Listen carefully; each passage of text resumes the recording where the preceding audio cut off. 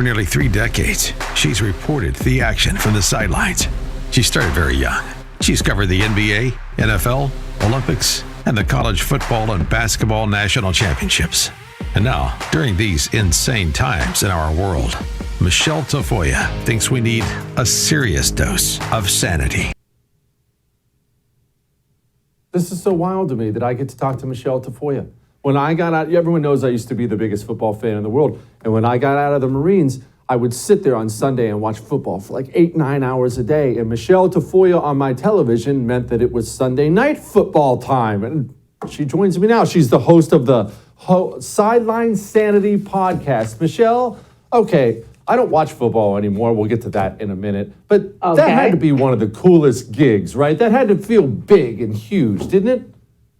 It did. Every Sunday night felt massive. It was like every Sunday night was a rehearsal for a Super Bowl. In fact, I would say that every Sunday night we prepared like it was the Super Bowl. And the production crew was second to none. You know, you're working with Al Michaels and Chris Collinsworth after I got to work with John Madden on Monday Night Football. It was tremendous. I don't regret a single minute of it. I wouldn't either. Do you ever get nervous when you're sitting on the sidelines and you know about all 10, 13 million people are watching you? You know what? I tried to think about the one person that mattered the most, and that was my producer, Fred Godelli, and making him happy. I knew if I lived up to Fred's standards, I was living up to the only standard I needed to worry about. So I think there were a couple times. Super Bowls can be kind of overwhelming. I especially remember the one in Arizona. I think that was my fourth of 5. May have been my third. But anyway, I remember that the roof being open, the place being packed, the light bulbs going on, the flash bulbs going off on everyone's cameras, and it felt huge. And but I don't know. You sort of, once the kick happens, everything's fine. That's what a small world. I was at that Super Bowl. Now, granted, I was up in the nosebleed sections and you were on the sideline, but it's basically the same thing. All right, Michele. You didn't see me wave to you? I did. I thought that was. I told my wife that's what happened, but she didn't believe me. All right, I don't watch the NFL anymore because I hold a grudge and I'm a pig-headed person, and I haven't forgotten when professional sports, which I've loved my whole life, decided to just dump all over my country for an extended period of time. It just became the acceptable thing. I haven't let that go. Do you think the NFL regrets it? Probably not. From what I understand, the TV ratings are still high. But do they look back on all that insanity and think, wow, we did a good thing there?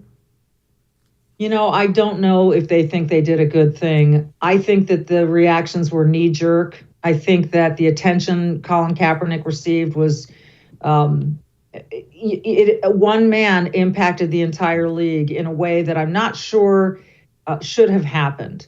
But when you get down to topics like police brutality, racism, Black Lives Matter, I think everyone sort of cowers and everyone feels guilty for whatever reason, even if they have absolutely nothing to do with any of the issues of the day.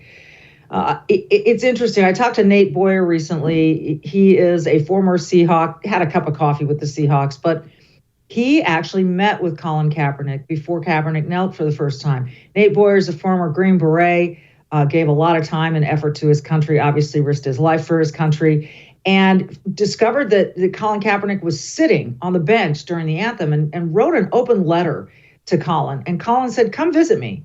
I'm going to be doing a preseason game down in San Diego. Come visit me. Well, they sat down together along with Eric Reed, another guy who knelt. And Nate said, look, here's the thing. That anthem, that flag, those things matter to me. I've seen my friends come home with a flag over their coffins. And to his credit, Kaepernick said to him, is there a way you think I can do my protest? Because I'm gonna stick with this, that would not hurt or offend the military. And he said, well, usually, when we see a casket coming home and you think of church, you think of God, you think of prayer, we kneel. And so he decided to kneel. So that was, I think, a step in the right direction, but it's still, it just, let's be honest about this, folks. People sitting down watching a football game want to unify. They want to hear that national anthem and sing it with pride. They want to love their neighbor next to them, whether they're rooting for the same team or not. They want to release from the everyday stresses. They want to enjoy that battle on the gridiron. And they don't want young men who have never gone to war to preach to them about how they should feel about the flag. Yeah, that's one of the things that honestly that bums me out about it, and I miss that about it. I think sports is important for every society. I don't think it's just a game. I realize it's a game, but there's a reason tiny tribes have sports. They have sport. Mm-hmm. It helps bring people together. It's part of what brings people together. And now, I don't know, maybe I'm old-fashioned, maybe I'm just stupid. I feel like we've lost that with the new version of America's athlete. This is not universal, obviously. I know there's a bunch of them, but there's so much of that now. It's a turnoff for me. Yeah, and I think that you are not alone. I really do. This term woke that's going around, right? It's not just new, it's been going around, but it is reaching into every aspect of our lives. Academia, even kindergarten, sports, film, television, news, you name it. And we're looking at a new Peter Pan trailer. We're looking at Roald Dahl books that are being rewritten to accommodate people. And so I think that this is turning a lot of people off to a lot of things. And when you push that hard on something that people feel strongly about, they're bound to push back. And so in this venue, I think pushing back means turning off the television. I have a tough time watching the NBA anymore. I really do.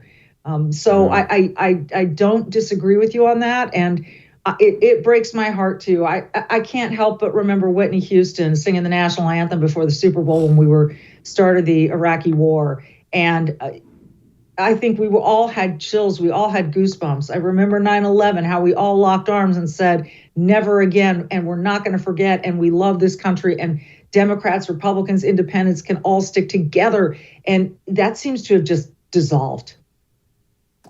It does seem to have dissolved, and I'm not sure how we get that back, and maybe we can't, but you're the sports expert. I'm not. You've been doing this your whole life. Can we? Is there a way to come back from that? Because it is very political now. People say don't make it political. It's a political issue. It's a cultural issue. I think one of the most troubling, and I will take flack for saying this, Jesse, but I'm going to say it anyway. I think one of the biggest mistake might be the wrong word. One decision that has really had a lot of impact on sport all over the country is when the NFL decided to play two national anthems.